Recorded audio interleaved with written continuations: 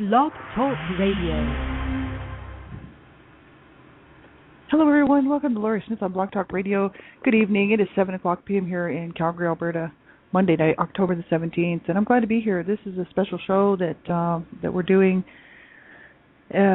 regarding domestic violence and abuse and awareness, just promoting awareness. And October is the National Domestic Violence and Abuse Awareness Month down in the United States, and pretty much in Canada as well, and maybe worldwide, but I know for sure in the States it is. And October is the month when, you'll see a lot of information being spread out there about domestic violence and abuse, and really trying to promote awareness, promote education, just to help people, who may be in that situation to realize that there is help, and there's certain things that you can do to help yourself. And if you have children in the home, you definitely want to get yourself some help. You want to get yourself and your children some help.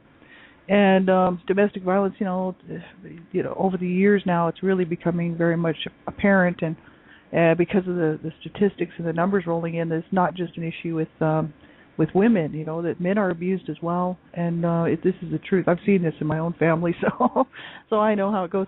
And so we just wanted to really talk about tonight about domestic violence and abuse, and really its effects on children, its effects on the actual victims of the abuse. And so that's what we're here to talk about. And we have Lindsay Tolson is joining us tonight, and she's here now, so I'll go ahead and let her on the air. Hello, Lynn. Hi, Laurie. How are you? I'm doing great. How are you doing? Good. Good. Having a nice evening so far? Yes. Excellent. Yeah, me too. Yeah, no, it's good to be here, and I really think that we can't talk enough about this stuff. Now, this is a major problem. Domestic violence and abuse, it's not going away, and the shelters are full, and people are dying, and children are affected. Like, this is not going away. We need to talk about this. I know you've been busy. Yes. You've been appearing just about everywhere that I've been able to see. You've been doing lots and lots of shows and talking to all kinds of people, really raising awareness and being really proactive. Yes, well, we have to be, and not just in October, but 24/7, 365. You're in Canada, so is Canada also have October designated as National Domestic Violence Awareness Month? It's not very noticeable. I'm sure that Canada's going right along with the States and doing things, in certain cities maybe. It's not so much apparent. It's not, you don't see the same amounts of people getting involved, the same amount of noise being made up here as you do down in the States. And I know that, there's lots of Canadians who do, who are aware of this stuff, and, especially on the social networking sites like Facebook and Twitter and whatnot, who are posting stuff about domestic violence. But it's not something, you just don't see too much campaign information as far as the different groups, the national orgs and the not-for-profits and whatnot, making a lot of noise. It's not very visible to the average person who may be just, going through their day. You're not necessarily going to see anything on it unless you search it out. And so it's a real problem, yeah. And the shelters up here are full.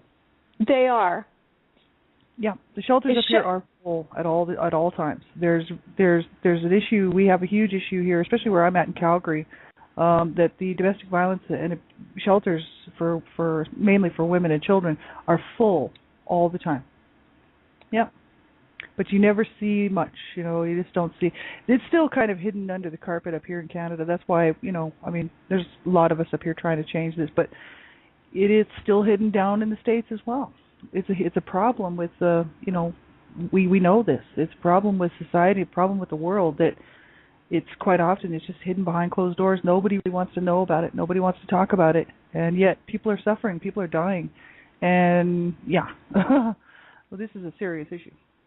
Well, I know it's affected my life, and that's why I feel completely okay to talk about this stuff. Like this domestic violence. I'm a secondhand victim of domestic violence. Never a first-hand victim, which is great, but a second-hand victim. And so I know what it's like to be a second-hand victim of domestic violence, a child growing up in a home with a lot of domestic violence and abuse. So it's hard on children. It's hard on everyone in the home. And you just think, why do people stay in these situations? And I know firsthand, looking at the situation with my parents, that was their lifestyle. That was what they chose. They chose to stay in that, and so many people will. Well, there are a lot of reasons, and I read your book, and there was a lot of violence, and it all seemed so unnecessary. But it also, why was this going on? It was such an ingrained lifestyle, and it seemed like there were no questions like, why does she stay? Why doesn't he stop? It wasn't even a question. It just was such an ingrained lifestyle, like it was a matter of DNA. I don't. That sounds so trite. It just wasn't questioned. It was so expected. I don't know how to explain it. That's just was my takeaway from reading the book. And as far as secondhand, I never heard that term. What I've heard is something that I'm learning, and I'm learning it from reading some books by John Bradshaw. One is Coming Home. He has been credited with developing the inner child dynamic. We've heard the phrase, get in touch with your inner child. And when I was reading his books, I came across a sentence that made me gasp for breath. It said, children who witness domestic violence or abuse of one parent against another, or any adults in the vicinity of the child abusing each other, are experiencing the violence as if they themselves, they being the children, are being physically beaten themselves. It's that traumatic. And so it gets into the child's cell memory. And that really caught me off guard. And, there's a lot of research available if you happen to be able to access that in a university. The journals for psychiatry and the journals for psychology or social work. There's a lot of research that you could delve into for this secondhand trauma or vicarious trauma, that children witnessing the violence, and just how it permeates the child's psyche and the child's cell memory. But it seems like it is just appearing now as an actual factual part of the child's character and personality. So I think it's very important that adults that are fighting in front of their children realize that the children do remember, and they take it in, and it becomes a serious part of the child's psyche. Oh yeah, big time. And especially if it just goes on, and if it's just something that's just repeated and repeated and repeated, it really gets ingrained in really physiologically in the brain, but as well as just emotionally, psychologically, impacts the child. And it's as if they are experiencing that abuse themselves. Absolutely. It's absolutely horrific. And I know, there's so many people out there. We have a comment in the chat room actually, saying that, that the shelters are full, you know what I mean? And so we know, it's just fact that domestic violence is a huge problem. And people, and we see some of these headlines out here that roll in periodically, where someone's been killed, in a domestic violence situation. And I lost one of my friends in a domestic violence situation, and she was killed by her boyfriend. And they had two small children together, and these little babies were under the age of 5, and these two little babies were going to grow up without their mother because she was killed. And this is just so sad because you think, oh my God, like why, why wasn't one of, like we were her friend, like there was a whole lot of us questioning this afterwards, saying why didn't we know and why didn't we weren't aware of the situation like we should have been, and why didn't we get her some help, and these are the questions that you have to ask yourself after something like that. It's incredibly harsh. We really didn't realize that the abuse was really that serious, and we didn't realize that her life was in danger. You know what I mean? She might have known, but she might have kept that to herself. And so many people will do that. So many women, and I mean, I'd like to say even men too, because I know there are men who are abused as well, and there's just the numbers just aren't the same. There's a whole lot more women, but the thing is it's just horrific. You know what I mean? Like this is incredibly. It's a sad situation, and every year that rolls by, and it's like, oh my God, we have to do something about this. And but good for the states for doing the months, the October. You're right, Lynn. Like it should be not just in October, but every single month, devoted to promoting, really promoting awareness and education.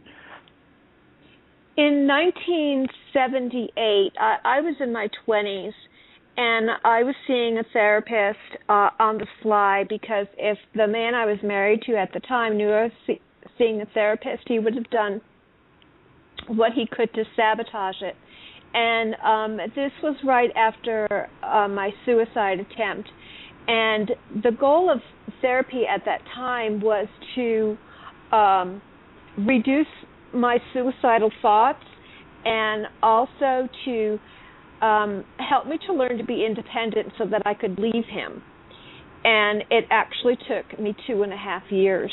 But what was going on at the time was that there were very few shelters, if any, and they weren't really called shelters. They were more like hideaways or safe homes. It was more like there might have been a woman in the community who would provide a safe hideaway for maybe 4 or 5 women. And those women with children took preference over a woman like me who had no children. And also at that time, there was some serious flooding, and this was in Phoenix, Arizona. And so all the other places, like Salvation Armies and so forth, were full. So literally the therapist, and she and I spent a lot of time mulling this over. I had to go back to the very place where my safety was in question. But she had gone over with me safety procedures, okay? And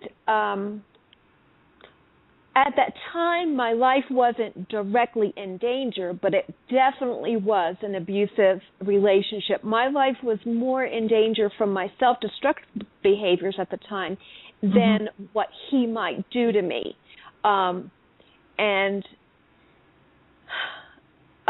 So I thought it was a thing of the 70s, the fact that there were few shelters. So here I have been in the last 30 years. I have been a victim advocate. I've done intakes at an advocacy center that helps women and men get to shelters. And I'm thinking that we've come a long way. But to hear that shelters are full, in Canada or in the States, is really so disheartening. Is domestic violence on the rise? Are people reporting it more? Are there fewer shelters than what is needed? I don't know the statistics. I don't know the ratio. I don't know what's needed to what is available. So it's disheartening to think that after 3 decades, shelters are full. Yeah. Well, this is exactly it. Year after year after year, and right. I mean, it's like is it just the fact that there's just there's more population, and there's not the funding is just not there, so maybe there's not enough shelters, or is it just that it's just on the rise? hard to say. Those numbers are hard to calculate. Like, I know they do the research and they do the, they do the reports, but it's, it just seems to me like, I know that there's been progress made. It's obvious. I mean, with especially with the internet, the modern age of internet stuff. I mean, people can access information and really get some good advice and get some good help and get some good direction, and even just to get started on a safety plan, or because there's safety plans out there like the NCADV, the National Coalition Against Domestic Violence. They have a great safety plan. Lots of those websites do, and it's a good idea to do some research. But the research, the information is there. But it's just like, it's still happening. It's just mind-boggling to me that that so many years later, it's like, has it changed? You know what I mean? Like, when is this going to stop? You know what I mean? Like, it's heartbreaking. It's really heartbreaking, because this is abuse is really a form of control. And most of the websites will have the power and control wheels on their websites, the power and control wheels to show the cycle of abuse and how it happens and how it continues to be, a cycle in the relationship. And it's just like, you'd think, somewhere along the road we would have made some progress in this. And sadly enough, people's hearts just are still not in the right place when it comes to finding other ways to cope, or to deal with things. It's quite sad. That people choose to do these things to each other, and the shelters are proof of it. Well, someone in the chat room just said most abused people are not able to connect with the internet; they are isolated, and I have to say that is such a true statement. Because when you are under the spell of power and control, you have lost all of your self-esteem. You have lost all of your wherewithal. You are so isolated, and you are under someone else's category of thinking. I mean, you've lost your ability to think for yourself. Okay, and everything is a question. Should I go to this website? Should I even turn on the computer? If I turn on the computer, he'll know. He'll see my fingerprints. He'll know I've touched it. He'll feel how warm it is. So much for escaping and for clearing the history. Somehow he will find out. And it is a mindset of panic and fear. And the isolation is the fact that you, Lori, are saying that your friend was in this abusive relationship, and you, with all your compassion and all your encouragement towards others and all your love, you were unable to see the signs. So imagine how far that person was into their own, not only physical isolation, but mental isolation, so that person could not reach out at all. So in every which way, when a person, I'm speaking, from the female perspective, when a woman is in that kind of abusive relationship, she is so isolated that it's very difficult to have a wherewithal to reach out and even think the words safety plan, and therein lies the initial problem. There is just a lack of mindset to reach out. Yeah, that's right. Yeah, well, that's right. And the like the issue in my mom's case, like for instance, just in my case, my mom was abused as a child, and so she was just abused her whole life. By the time she 20 years into the marriage, she was just so broken down and beaten down. She was just like, this was her life. She was just going to live it out, and that's unfortunate because she had the opportunity to get out.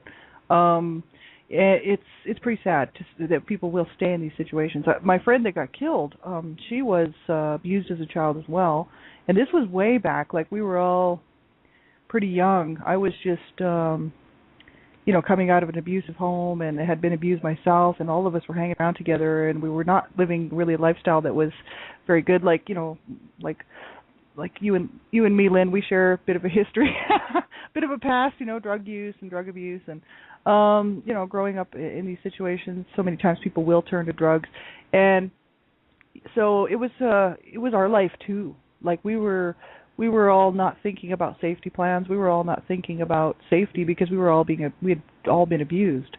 And so that's the problem with a lot of this stuff. Many times people are abused. They don't like, I did not realize that that there was any help or hope for anybody. You know what I mean? So none of us were really looking to looking that closely. And because our lifestyle was very violent, like all of us were living a violent lifestyle in our 20s, early 20s and late teens, and it's very unfortunate. Yeah, we extended it. Cycle. Well, we didn't have to. Mhm. Yeah. Somebody wants to call in, Lori. Oh, sure. Absolutely. Somebody says they're on the line. Okay. I don't know how to handle that. Yeah, I'll grab it. I'm on a switchboard. Hello. Hi there, 631, area code. How are you doing? Oh, good. How are you doing? Fine. I'd like to thank both of you for the work that you're doing and the conversation, because it really needs to be something that's spoke about more. And, I talk to a lot of people about things that are close to this itself and, beyond. And some of the research I was doing in the past couple of days, I came across something in Topeka, Kansas, where they actually changed the domestic violence law. They actually abolished it to save, and I think that... I saw that. Yeah.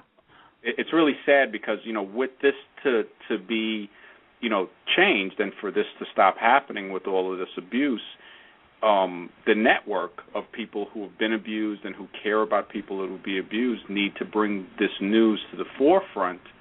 And I had wrote something earlier about with shelters being so overcrowded, because I know women with children that have been there, and it's really sad because, you have a lot of things involved. The drug use is usually involved, the violence, of course, the mental anguish is another thing that a lot of people don't look at as serious as it should be looked at. Just the common sense factor, because that's what I teach a lot of teens and adults, is that when you see that shelters are overcrowded and there's not even place for a woman and her child or children to go, that is a necessity. So when somebody tells me, like in New York where I am, that you're building a new Yankee Stadium or Met Stadium, this is something that people need to come out and just totally, form coalitions against, because they cannot tell me the lie anymore that there's not enough money in the budget, that there's not enough this, because you have enough money to build a stadium that was just built a couple of years ago. You have enough money to take curbs out of Manhattan, yet they're still closing schools for children. Yeah. So when we look I know. Go ahead. Yeah, you can tell where the priorities really are. You know what I mean? And it's not on human services. And that's really sad, and that's just the truth of it. That's in Canada as well. I mean, it's sort of, it's just the way it is. And it's really unfortunate because it's obvious that the need is there, but that's not where, the majority of people really think the money should go, And so this has always been an issue, absolutely, and it's horrible to see, because we know, that the funding, for many of these, not-for-profit organizations and groups that are actually trying to, to maintain their safe homes, their shelters, and even just to keep the schools open. They're saying, okay, no more money. There's no more money, but yet we see all this other stuff going on, these other projects like you're talking about, and this is the case. And I think what it is that society really still has a problem with the issues of abuse. They really don't want to see it.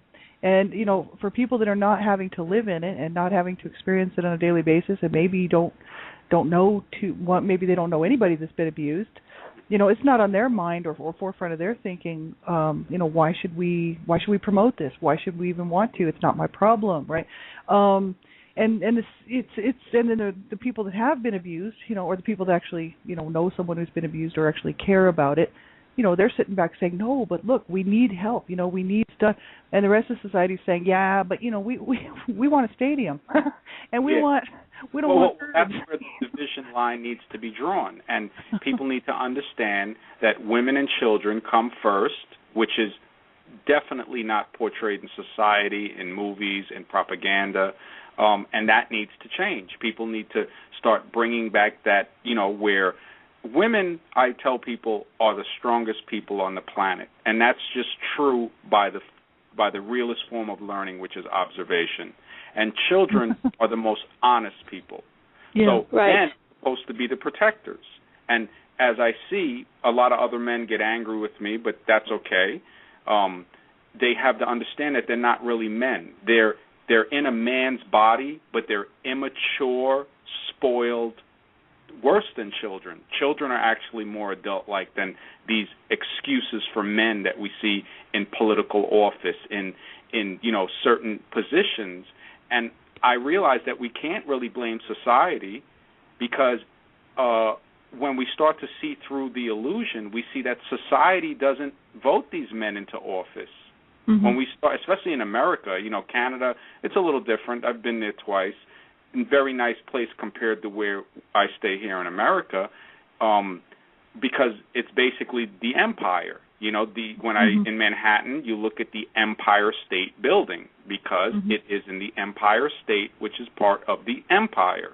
So it's right in front of our face. The women, look at the common sense of it. A woman's breast gives us life. So in actuality, a woman's breast is the symbol of life. Now, it's okay to see murder and weapons and suffering, but to view women's breast, it's called pornography. It's perverted, which it's not. They make it that way because a woman's breast is basically to give children nutrition, right? Mm-hmm. Yeah. So when we have to go back, a little deep, and we got to say, wait a second, a woman is a sacred being. Everybody has a mother.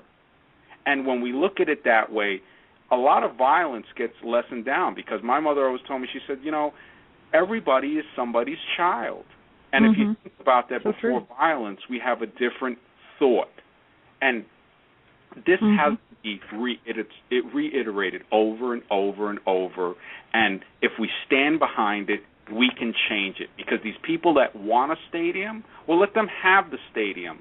And then those days when they just want somebody to talk to, that's when they have to be confronted with it. No, why don't you go watch a baseball game?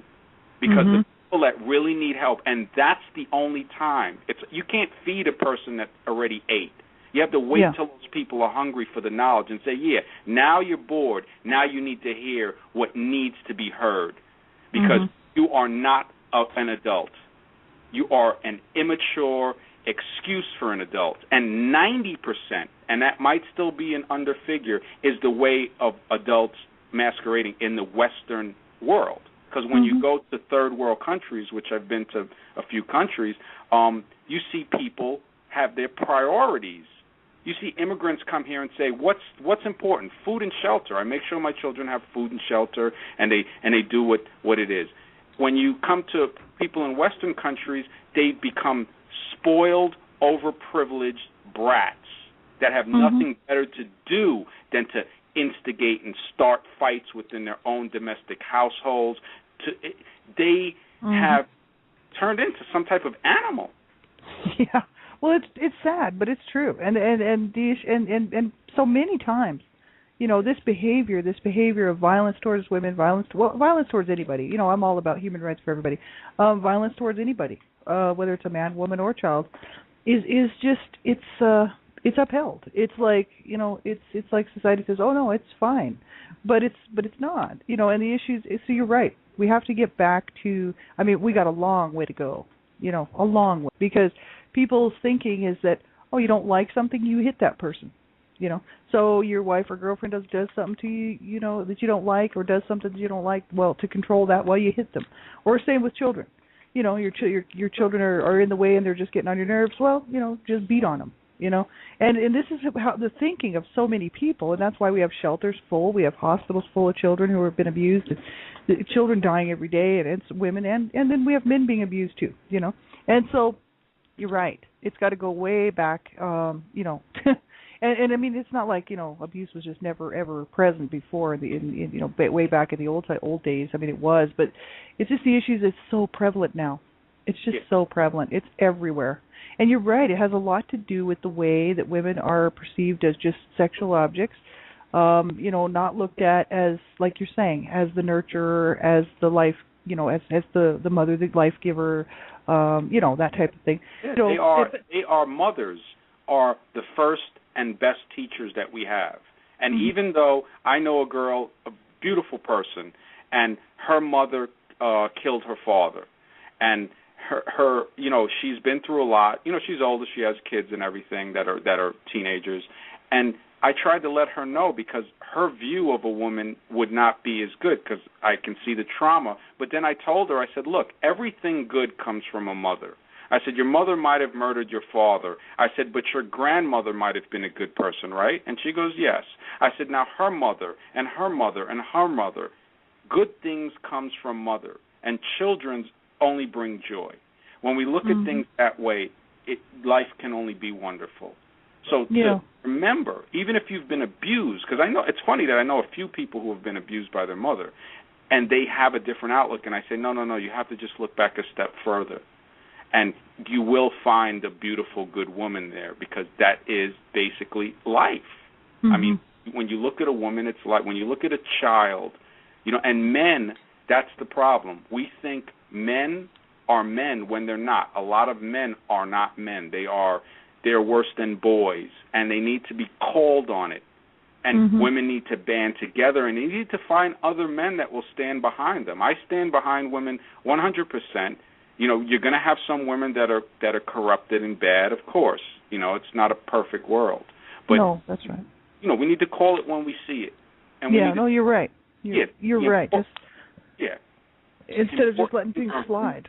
Yeah, and I'd just like to thank the two of you for even bringing up these subjects. And I'll come offline and I'll listen to the rest of the show.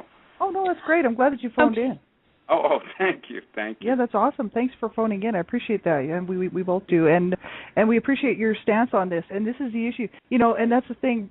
We need to respect each other. Women need to respect men. Men need to respect women, and parents need to respect their children. And then, in that case, the children will more than likely grow up to respect the parents. A mutual respect, right? They will. The one thing I notice, too, is people don't respect children as people. They think, okay, they're not old enough for this, but, children are people, and women, as a lot of people will say, well, I don't really want to go there, but I actually think women do probably need more respect than men, because that's our life giver. If I'm a real man, I have no problem with that. The only thing that would have problem with giving a woman more respect than a man is my ego, because a man can fend for himself. So, of course, I should lend more of a hand to that woman. But we seem not to do that, and I notice that equality can kind of work in a bad way when it comes to that, because women need more. You don't need to open a door for a man, but you should open a door for a woman and a child. You see how she might at certain times need a little more help, and it's deserved. It's not asked for. It's that respect is commanded. People need to be reminded of this, because there is something in the media, there's something in government, there's something even in schools and religion that tries to put women as second or third, which is wrong. We have to go back to our common sense and say, no. I don't care who wrote it, who said it. That is not right. That's right. You got that right. No, I really like that. Yeah, you're welcome to come back on the show anytime you like. Okay. But I like what you're saying, because it all comes down to like each person in a relationship. If you hold that person, to say, what, I've got to have this respect for my partner, and we've got to I've got to help my partner. See, if the woman was doing that and the man was doing that, or the woman and the woman and the man, whatever, and the children, then it would be great, But the funny thing is, I see women doing it more, And I grew up with 4 older sisters and a mother. My father was in and out. They got divorced by the time I was 10, and he was abusive, and he abused me a little, but by that time, he was divorced. But what my sisters went through was horrific. And then also the fact of looking at a boy child as more than girl children. That's another stereotype we need to get out of here. To say, wait a minute, so that's your little boy. But what about the 3 girls you have? What about those beautiful princesses you have? No, you don't want to hear about, a lot of cultures, Italian, Indian, African, Western, they all try to idolize the boy child more. And and this is something that we don't really see in the open. It's kind of subliminal, but it is there. Yeah. And we need to root it out and say, wait a second. I stand up firmly for women, maybe because of the experience that I've had, but also I think more than just my experience, it's because what I see to be true and right and feel right in my heart. Yeah. And I'm there. I'm willing to work with, anybody that wants to make this a better world. Mhm. Yeah, that's awesome. Well, I hear you, and that's what's needed, because that's what we all need to be doing that, and that's and every single one of us to get in on this, and I think, and so, more power to you for doing what you do, because we all count, we all make a difference, and even whether it's just with the people around you or doing something like this on radio, like on internet radio, whatever, but we all make a difference, and sometimes you think, oh, is it really making a difference? But it really does. And so, because there's just no more silence. We're all speaking out. And it's like, it's good. The more voices we have, the better. Absolutely. Well, that's what we need. There's power in numbers and organization also, because we can have 1 million people, and if we're not organized, then it doesn't mean nothing anyway. So, like the Topeka, Kansas law, this needs to be put in the open on blast. It also needs to be put that, why aren't there any women governors? Well, there's one, Palin, but, why aren't there more? What the planet is 4-1 on women to men. Wait a minute. She's not a governor. She served half a term. Okay, well, there she is a served governor in Arizona, and she sucks. No, she does. She definitely does. But the point that I'm trying to bring up is that if we are going by population, it's 4-1. So why don't we even see a 50-50 split in women and men in leadership positions? You see the biases there, and as soon as we start to look and see all of these little bias parts that we see, we'll wake up and start to change it, because just like the abuse many of us has been through, we have to acknowledge that we've been abused so we can start to heal. Yeah. So we must acknowledge the part of where they've put women in society, in our subliminal minds, in the media, and have it changed. Because what they do to women in the media, if they did that to, say, a Jewish person, that wouldn't fly. They'd be that would be changed the next day. If they did anything to certain specific people, but then why not women? Women are our life force. And I understand people are saying, one lady said in the chat room, I understand we need not to be princesses to be valuable.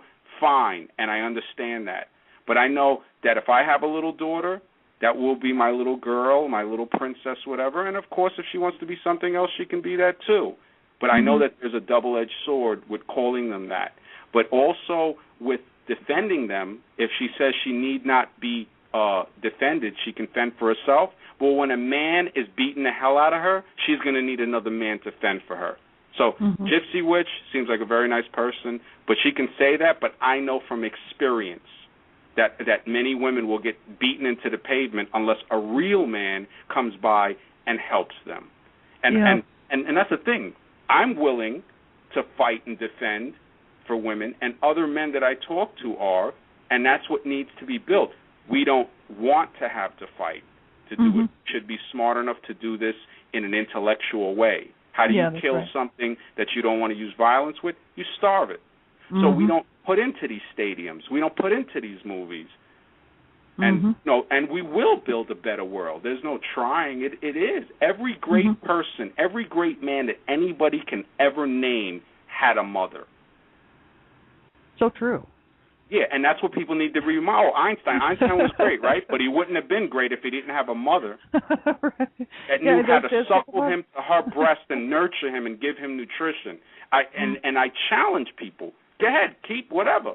You'll always find that mother there. Mm-hmm. You'll always find a woman, even if it's not a mother there. Mm-hmm. And that once they start realizing, wow, man, I never looked at it this way. Of course. Because you've been taught not to. You've been taught not to. And, you don't have to be a mother. You can just be a caring person, because I know fathers that raise their kids better than the mother. But, we just have to acknowledge it and say, look, we're beings, and we will put here. People ask, what will we put here? We will put here to help one another. Bottom line. That's we're right. on planet Earth to help one another. I agree with that. 100%. Okay. That's right. That's awesome. Well, that's great. Right on. All right, well, I'll let you guys continue the show. I'm sorry for taking up so much of your show. No, it's great. No, I'll call in and, I'll look in the chat room and stuff, and we'll talk again soon. That's awesome. Yeah, you have a great night. Thanks for phoning in. I'm glad that you're here. Thanks very much. All right, bye. Yeah, that's awesome. It's so true. I mean, and I think it's just that, so many times, like, I'm just looking at, like, for what I was talking about before, with the instance with my mother, this can happen to anybody in a situation where they were abused as a child and then grow up leaving an abusive home, marrying into an abusive marriage, and the cycle continues. And they feel, hopeless, that there's no hope, that there's no road out. My older siblings would talk to my mother and they would say, you can get out, Mom. You don't have to stay. And you're a person. You have a name, And my mom was like, she's like, I don't even know my name. I'm just nobody. I'm just, she really felt like a non-person. And I think so many times people who are so beaten down, that's a lot of times why they will not get help and why they will remain, in these situations, in these abusive homes or in abusive environments, abusive relationships, many times because they run out, like you said, Lynn, they just run out of steam. They run out of get up and go, So she lost her identity. So I wasn't off base. I didn't say too much when I said I read your book, and it was almost like the cycle was expected. Because I didn't see any impetus for change. It was like what you witnessed as a child. It was what I said earlier. There didn't seem to be any impetus for change. It was as if there was an entrenchment. It was ingrained. Yeah. Okay. We talked about one of the characteristics of being a victim, and that was being socially isolated. Mm-hmm. And I'm wondering if it would be beneficial to anyone who listens to the archives if we go over some of the other characteristics of victims of domestic violence. Mm-hmm. And we're not yet talking about survivors. We're talking about victims tonight. Can I go over some of the other characteristics of victims? Absolutely. For sure. We should. Yeah. Oh, by the way, have you read J.C. Dugard's book, A Stolen Life? You know what? No, I haven't. No. Okay. And are you familiar with her story? She is the little girl that was stolen on her way to school at age 11 in Lake Tahoe, Nevada, and for 18 years. And she became loyal to her abuser. And when she was finally rescued, she could not say her real name. The detectives kept asking her, what is her name? What is your name? And she could not say it, like you just talked about your mother. She had lost her identity, and the only thing she could do was to slowly write her real name. After 18 years of being forbidden to say her real name and being given another name, she had to write her real name. Yeah. So she had lost her identity, including her name. So a characteristic of a victim, being isolated, loss of self-esteem, loss of identity, being loyal to the abuser, believing in traditional stereotypes, that in a traditional marriage that the man is the sole provider, or the man is the keeper of the funds, the man is the king of his castle. A victim is often compliant with trivial demands, such as she is to make him a sandwich, little things. She believes all the myths about domestic violence, such as she must have done something to make him mad, or she must have done something to deserve his anger. A victim suffers from feeling guilty. She is convinced she is responsible for the abuse. And earlier we talked a little bit about being children who are witnessing domestic violence. And as children, we take on that responsibility. We think, oh, we must have done something to cause all this tension in the home. Yeah. Victims often become victims as adults because we may have witnessed or experienced abuse as a child, so we carry that forward and extend it into our adulthood. And lastly, victims often attempt to manipulate the environment to maintain safety. One of those things for me was I had seen how my mother was fanatical about house cleaning, and she thought that was one way to control her environment. But if she kept the house clean, if she was tidy, maybe she wouldn't provoke his anger. And there was no rationale for that because he was a slob. So it didn't mean anything. But that was her way of maintaining control, and thus maybe protecting herself and maybe providing safety. So it was an attempt to manipulate the environment. And the other way you manipulate the environment is when you start thinking, if I say this, then maybe he'll think that. Oh wait, right. I can't say that because then he'll think this. So I better say this instead. Yeah. I'm laughing because I totally know all about that. Growing up like that, yeah. Isn't it exhausting? Oh, it is. It just wears a person out, and so true, right? And it's like, okay, maybe if I sit this way and I don't look at it, or if I don't come in the room, or any number of things, but if I do go in the room and I don't, it gets exhausting. Trying to tiptoe around an abuser, whoever the abuser is, and it's pretty hard on a person, and it becomes very, it's so seriously psychologically damaging to a person, because years later, I still do that. I still have, like I'm working through my healing journey and everything, but, I still have so many behaviors that I do that all stem from my childhood. And so I know that my mother was doing the same exact thing from her childhood, and also in this abusive marriage. And so I just seeing this stuff firsthand, just knowing what it's like for, firsthand to watch this as a child growing up in this situation. But I don't, like I myself was never involved in domestic violence as far as partners, or anybody in my life, for a boyfriend or husband or even abusing me, which is great, because I actually refused. I was like, no way, I'm not doing what my parents did. I refused to get involved in that as an adult. And but the thing is it's not like people choose these things. Like it's not like sometimes like you would even know. It's funny, like the signs, my mom used to say that the signs were kind of there before she married my dad, that he was going to be controlling and that he was going to be trying to always control her, but she didn't think too much about it because he charmed her and he was very charming.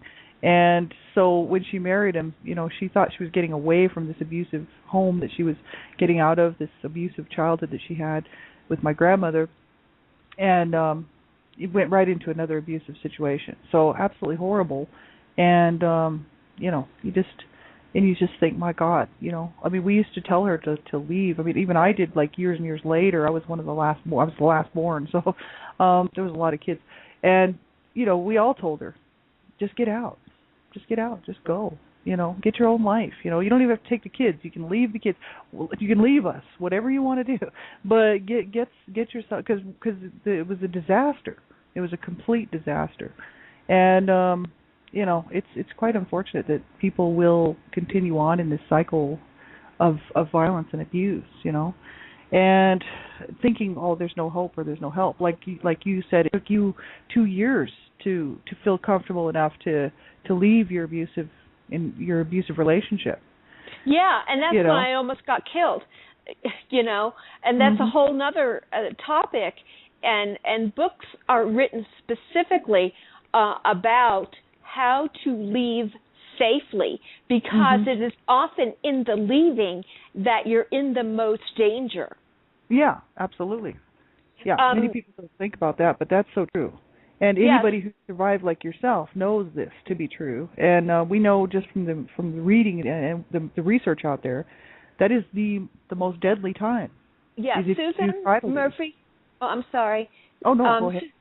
Susan Murphy Milano is an advocate who wrote a book called Moving Out, Moving On, and it is specifically about leaving an abuser and how to do so safely, and because of the dynamics that are brought up.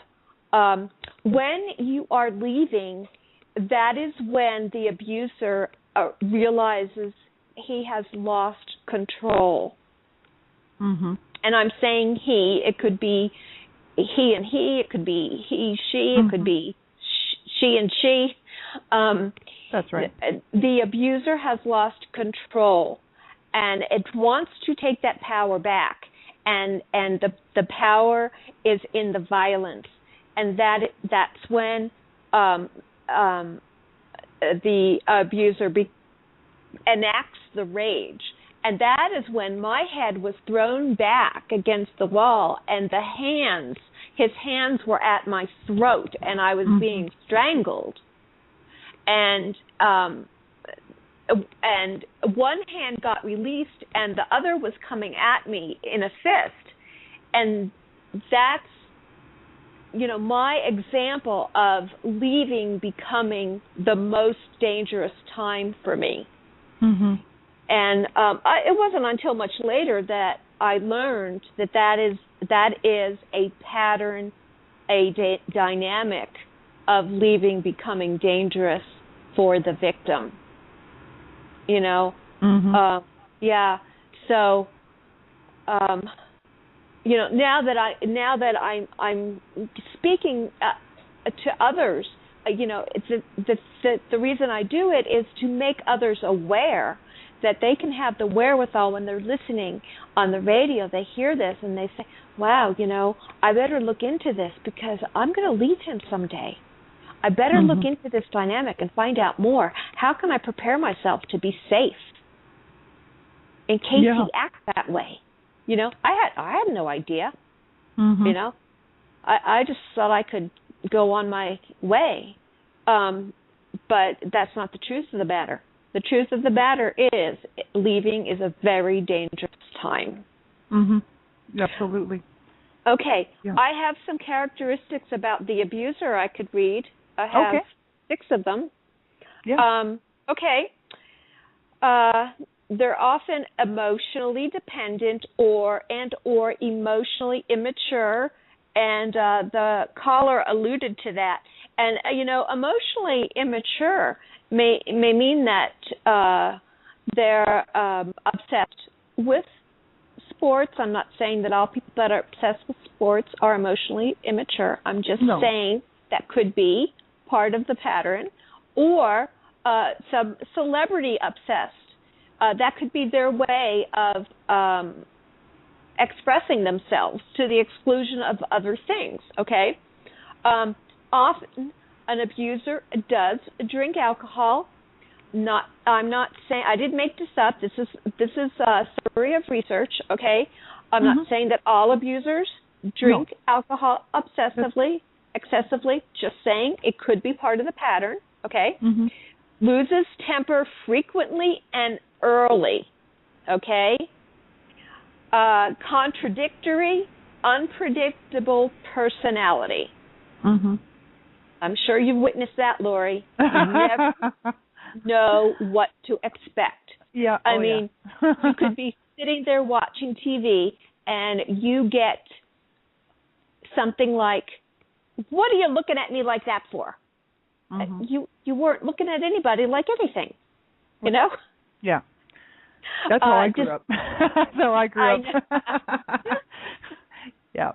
Displays unusual amount of jealousy. For instance, you're in a long sweatpants and sweat socks and 2 turtlenecks and a hoodie, and he says, "You're going out dressed like that? Everybody can see you." Mhm. Has weapons and threatens to use them. Has limited capacity for delayed gratification. Wants what he wants, and he wants it now. Mhm. Commits acts of violence against people, pets, and objects. Mhm. And those are some good wow. signs. Absolutely. Yeah. And I grew up with a lot of that. And then when I married the man that I married when I was 19, even before I agreed to marry him, he committed acts of violence against, helpless little kittens. And like somebody said in the chat room, there are some things you think are normal because you grew up with them, and they're not normal at all. But because you've seen it before, you think, well, this must be normal. And your sense of what's normal is so mixed up. Yeah. Until you start your healing journey. Yeah. And start working through some of this stuff. You're right. And it's it's incredibly harsh, It's like you sit there. I mean, I knew so many people, just even myself, just even me. I count how many people I knew that were in domestic violence situations, and some of them had children involved as well. And I grew up like that, and I think, is this like the whole world? Like, that's what I thought.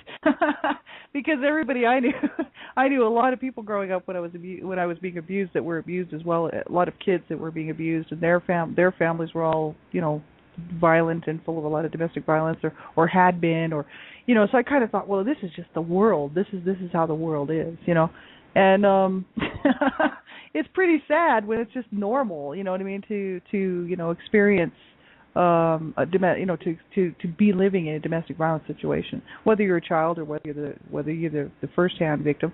It's very harsh, you know what I mean, and it's so unnecessary. This is all people just choosing to do this. I hope that people, when they're listening to this archive, will just realize that abuse is a choice. And people do not have to abuse another person or a pet or anything else. They can choose to do something different. They don't have to abuse. An abuse, people say, "Oh, well, what is abuse?" Because of the word abuse, it's so talked about. Like, people talk about abuse all the time, so they don't think about what it is. We're talking torture. We're talking beatings. We're talking emotional degradation. We're talking about, dehumanizing somebody, you know what I mean? We're talking about killing and murdering and maiming and terrifying and terrorizing. That's what we're talking about, you know what I mean? And this is what people are doing to each other. And that's why, people, especially women and children, are ending up in shelters, and some men too. It's horrific, and it's got to stop, and I really admire your work, Lynn, and I hope people listening to the archive will go to your website at http://beyondthetears.blogspot.com, and we'll check out your website and the work that you're doing, because I know you've been speaking out, for the month, really, well, forever, really, but especially real heavy this month. With all the different shows you've been doing and talking about domestic violence and abuse, and really advocating and really being an activist out here. And so I appreciate all the work that you're doing, Lynn, and I admire you, and and I sort of look up to you, and you're a mentor for me, and so I appreciate you being on the show. We have about a minute left. Okay. But yeah, thank you so much, because I love it when you come on my show. I just love talking to you, and we'll just stay in touch. And everybody, thanks for being here. We appreciate it. And if I'm sure we'll do another show at some point, and we'll just continue on. We'll continue on the next time. Lori? Yes. Oh, okay. Yes, we'll continue. There's always something to talk about, and we can talk about the definition of abuse, as you just brought it up, because I didn't even know what abuse was. I said he never beat me with a broom, he never pushed me down the stairs, and not knowing that the bruises on my legs were abuse. Mhm. That's right. So many times that's the case. People just don't think of the actual act as being abuse, as being against the law, as being a crime perpetrated. A lot of people, they wouldn't even think that that's abuse. It's like just, and especially growing up the way that we did. You know what I mean? And that so many people do. Like, we're not the only ones. And so it's obvious. So many people, grow up in these situations and they don't realize that it's abuse. And they go on and they continue that cycle on in their own adult lives. And yeah, you're absolutely right. There's always more to talk about. And you're welcome back anytime you'd like. And thank you so much, Lynn, for being here. I really appreciate it. And keep up the great work, and we'll be seeing you around. Okay. You too, Lori. Okay. Good night. Yep. Have a good night. Good night, everybody. Okay. Bye-bye. Thanks for being here. Appreciate it. And, do what you can. October is Domestic Violence and Abuse Awareness Month. And, wear purple and put a purple ribbon on your social networking site. Do whatever you can. But raise awareness and really promote awareness regarding domestic violence and abuse, and promote the education and awareness of it, because the more voices speaking out, the better. We need everyone's voice in on this, and I just wanted to be one more, and I know just to join Lindsay Tolson and other people that are out here advocating. So thanks for tuning in and being here with us. We really appreciate it. Have a great night. Okay, bye-bye. Bye-bye.